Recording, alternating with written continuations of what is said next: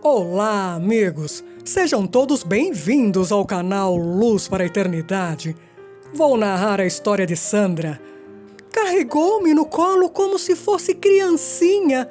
Levou-me para um abrigo. Essa fascinante história se encontra no livro O que Encontrei do Outro Lado da Vida, da autora Vera Lúcia Marinzec de Carvalho, ditado por espíritos diversos. Se inscrevam no canal Luz para a Eternidade. Ative os sininhos das notificações em todas para continuar recebendo os novos vídeos. Compartilhem e deixem aquele famoso like. Não esqueçam do like. O joinha ajuda o canal a crescer. Muito obrigada. Luz para a Eternidade apresenta Coragem ou Covardia? Estava na adolescência, era completamente insegura. Filha mais velha, tinha uma irmã e um irmão. Meus pais brigavam muito, tornando nossa vida um inferno. Meu pai era grosseiro, mal educado, bebia muito e estava sempre envolvido com mulheres. Minha mãe, na minha opinião, era uma pessoa de caráter fraco, boba. Aguentava tudo, só sabia xingar, sem ter coragem de tomar uma atitude. O trabalho de meu pai obrigava-nos a mudar sempre de cidade. Estávamos morando há algum tempo na cidade onde residia a família de minha mãe. Gostava da cidade e do local onde morávamos. Fiz muitas amizades e comecei a namorar um rapaz legal. Sonhava em casar e livrar-me das brigas em casa. Estava tão bem que até deixei de me preocupar com meus pais. Mas a vizinhança não estava acostumada aos escândalos que meus pais davam a qualquer hora do dia ou da noite. Pediram para que mudássemos dali e mudamos para outra casa que detestei. Meu pai pediu transferência. Chorei desesperadamente. Não queria mudar de cidade. Pensei em ficar com meus tios. Pedi. Implorei que me deixassem morar com eles. Minha tia era irmã de minha mãe e minha avó já morava com eles. Concordaram. Eles eram bons, mas moravam numa casa pequena e a família era grande. Senti que incomodava. Fiquei lá pouco tempo, pois, com a educação, falavam-me sempre que deveria morar com meus pais. Queria que mamãe se separasse de meu pai e que ficássemos morando naquela cidade de que tanto gostava. Ela não queria nem falar sobre esse assunto. Não se separaria nunca de meu pai e iria junto para onde quer que ele fosse. Gostava do meu namorado. Ele era bem mais velho que eu, responsável e educado. Talvez por isso tenha terminado o namoro, achando que eu era muito problemática para ele. Tentei reatar muitas vezes, mas ele não quis. Com o dinheiro que pegara escondido de minha avó, comprei veneno de matar ratos e o tomei.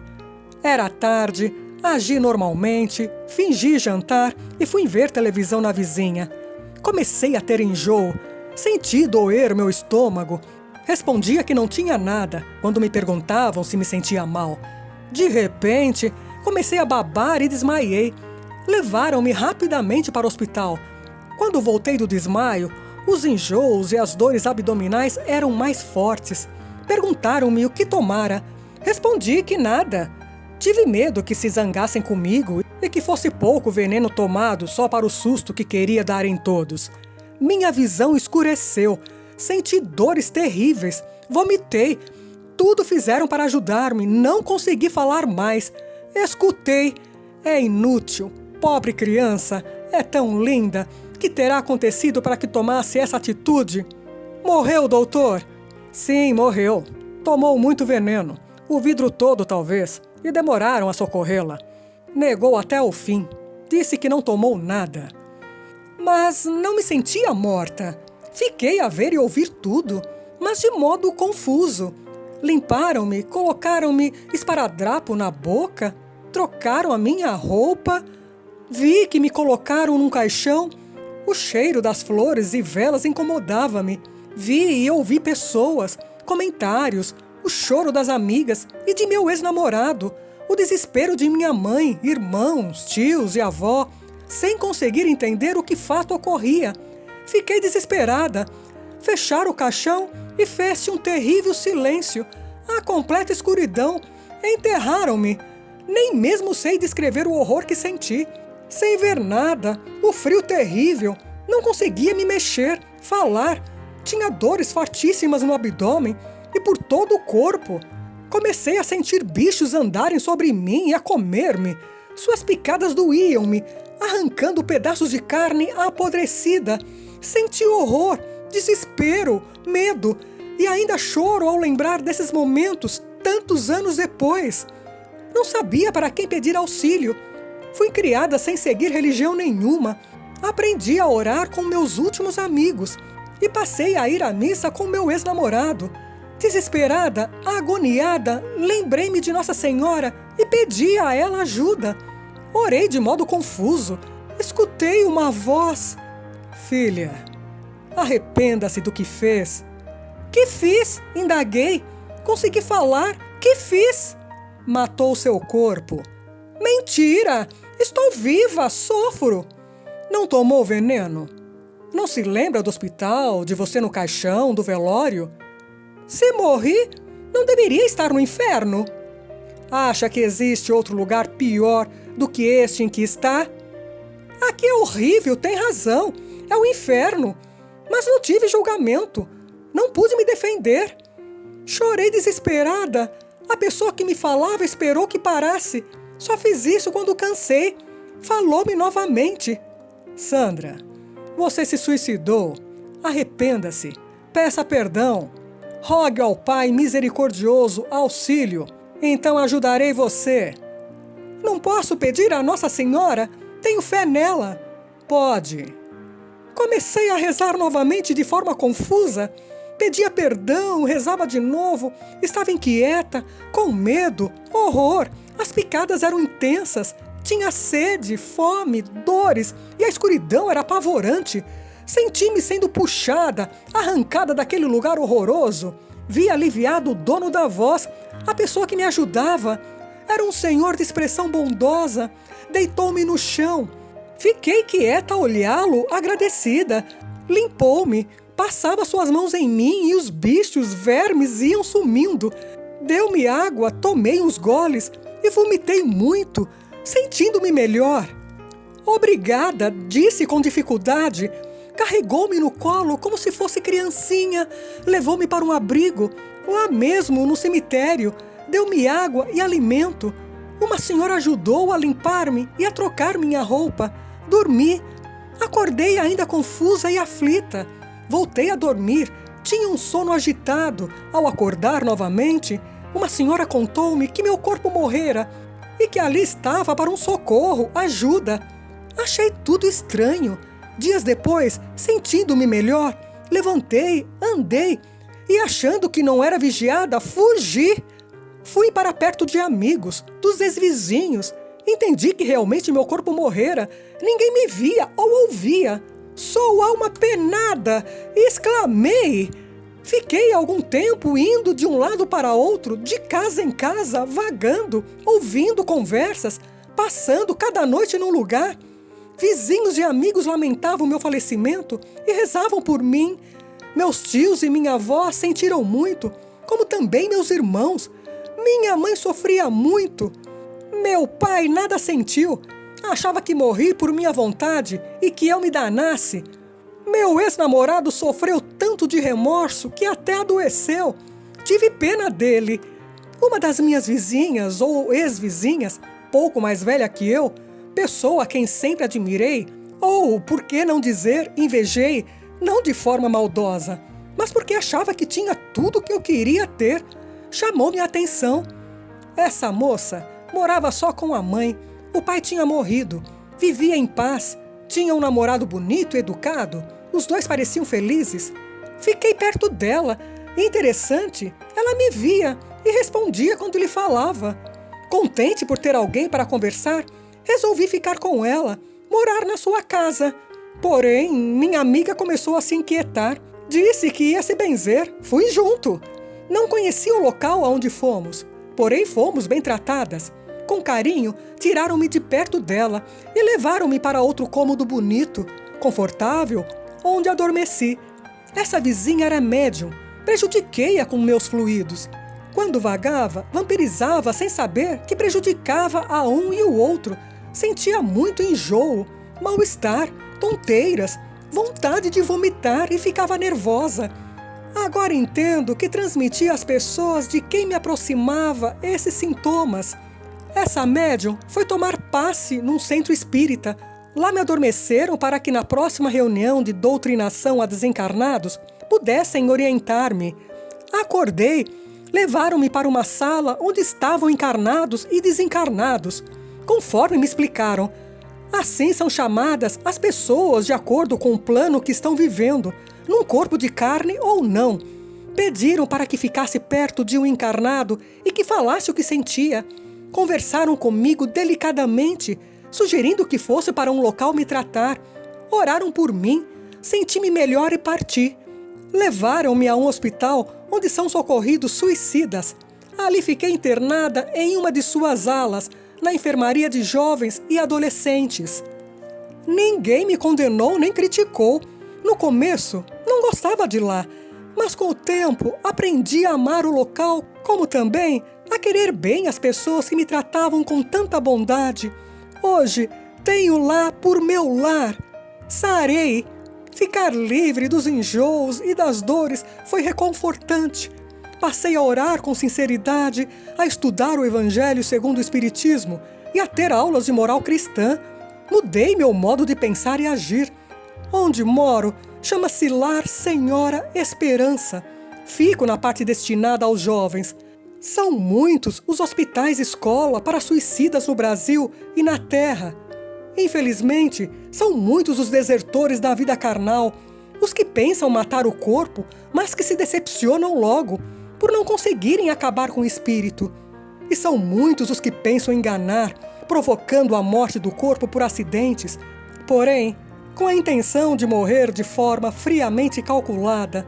Só que não enganam a si mesmos nem a espiritualidade. O erro está na intenção. Não se brinca com a vida do corpo. As enfermarias desses hospitais estão sempre ocupadas e são muitos os adolescentes, jovens, que ali estão internados. Não tenho planos para o futuro. Sei que terei a bênção da reencarnação. Não sei datas. Devo seguir a orientação dos benfeitores do Lar Senhora Esperança.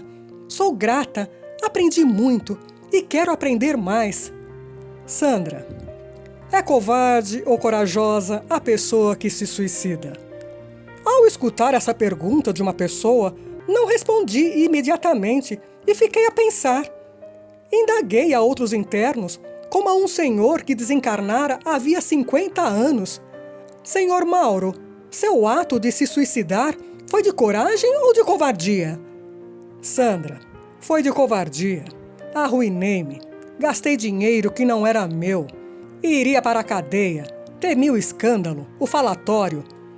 O senhor não teve medo de matar seu corpo? Todos temem a morte. Aí, fui corajoso. Não tive medo. Corajoso e covarde. E o senhor? Covarde ou corajoso? Indaguei a outro interno chamado Jairo. Corajoso. Matei meu corpo. E antes não tinha coragem nem de matar um animal. Por que fez? Estava com câncer. E antes que a doença me matasse, resolvi acabar com a vida. Não foi covarde diante da doença? Não seria mais prudente continuar encarnado? Tantos desencarnam com câncer. O senhor teve medo da doença? Hoje sei disso. 10 cânceres não me fariam sofrer tanto como o suicídio. Se antes achava que era corajoso, hoje me sinto covarde, egoísta.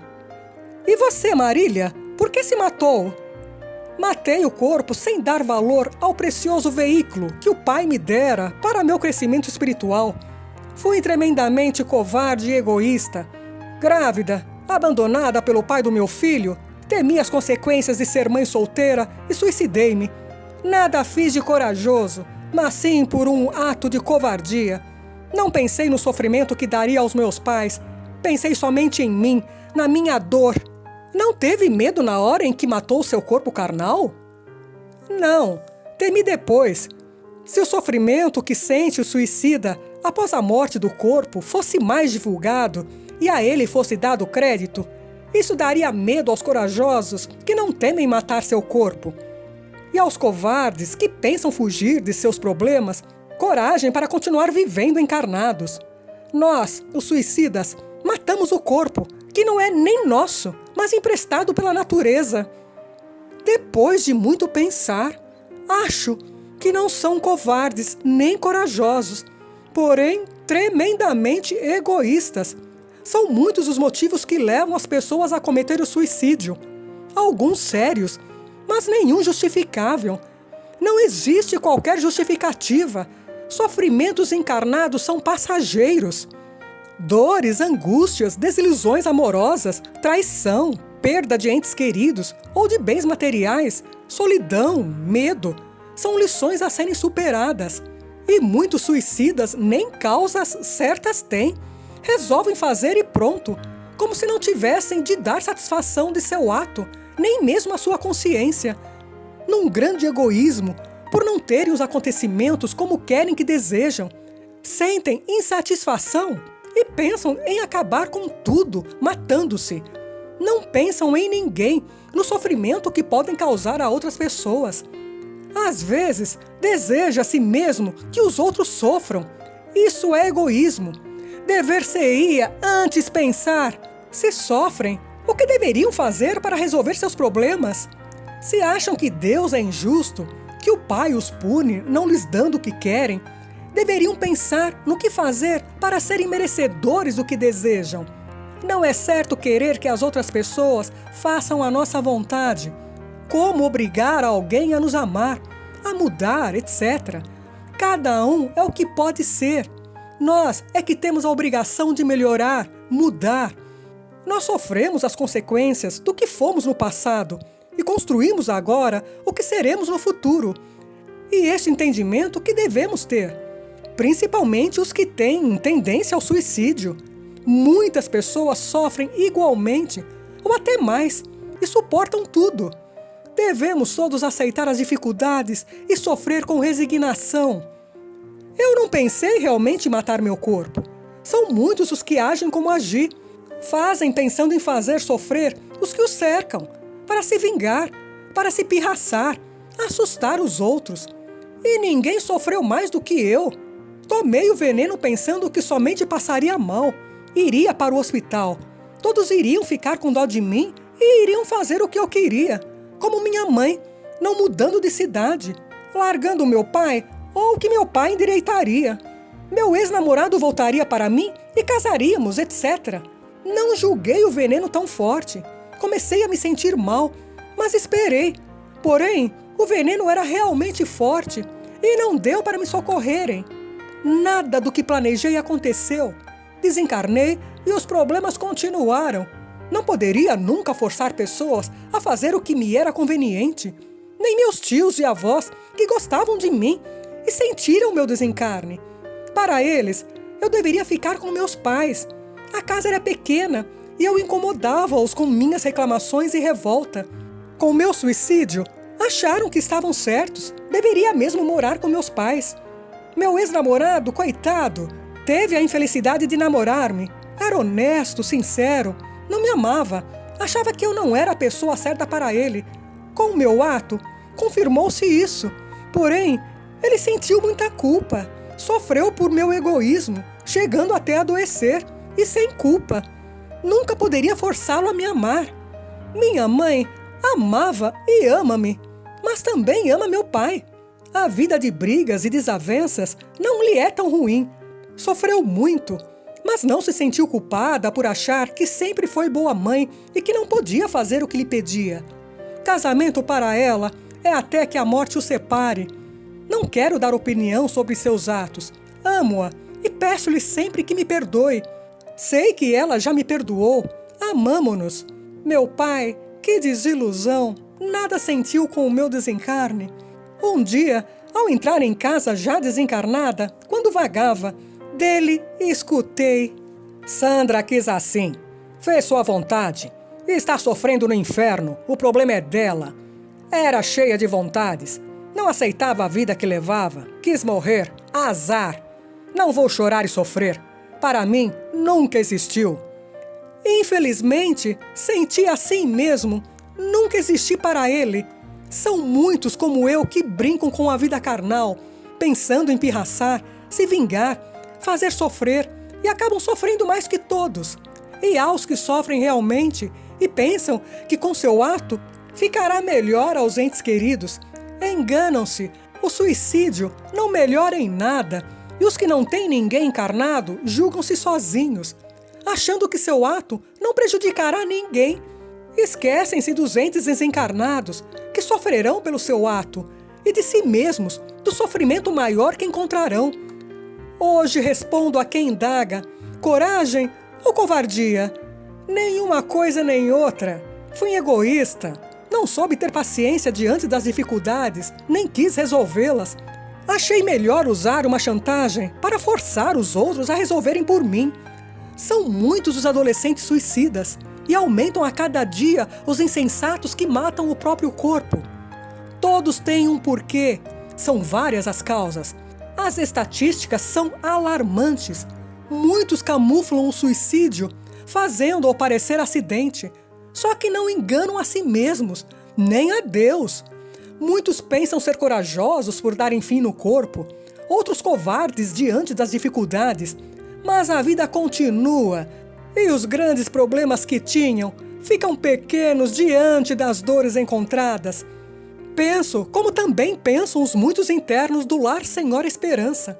O que acontece é falta de religião, não da forma externa, mas sim da compreensão religiosa, do esclarecimento sem pieguismo, da religião que educa, faz entender a vida encarnada e desencarnada, principalmente os sofrimentos e o porquê deles, de sentir Deus no coração, ter fé no que entende, raciocinar, compreender para ter confiança em Deus. Como disse Allan Kardec há tantos anos, não haverá suicídio consciente para os que estudam e compreendem as leis divinas. Principalmente nós, que desencarnamos jovens, achamos que os problemas seriam melhor compreendidos e aceitos se tivéssemos seguido uma religião que nos fizesse entender a vida, que nos levasse a orar com fé e confiança, que nos levasse a crer na vida futura, na continuação da vida após a morte do corpo. Porque somos eternos. Mata-se o corpo para continuar mais vivo que antes. Do corpo temos o dever de cuidar com toda a atenção e carinho. Do espírito, a necessidade de receber orientação, estudo para progredir sempre. Da religião, o equilíbrio, o entendimento para viver no bem, seja como encarnado ou desencarnado. Felizes os que conseguem entender no que acreditam. E o Espiritismo dá esta explicação com toda a sabedoria, e que o Espiritismo continue cada vez mais a elucidar a todos, encarnados e desencarnados, porque quem entende supera os problemas, o sofrimento é aceito, as dificuldades são recebidas como lições, e agindo assim, o suicídio não será nem tentação. Assinado, Sandra. Muito obrigada. Amigos, nossas emoções podem passar por altos e baixos, assim como um navio que é sacudido por uma tempestade. A esperança não é um sonho. Ela é baseada na promessa de Deus de acabar com tudo que causa sofrimento. Você pode achar que ninguém se importa com os seus sentimentos, mas Deus vê o que você está passando. Ele se importa com você, mesmo que você tenha perdido a vontade de viver. Deus quer que você viva, porque Ele ama você. Diga não ao suicídio. Diga sim à vida. Peço que se inscrevam no canal, ative os sininhos das notificações, compartilhem e deixem o like. Gratidão.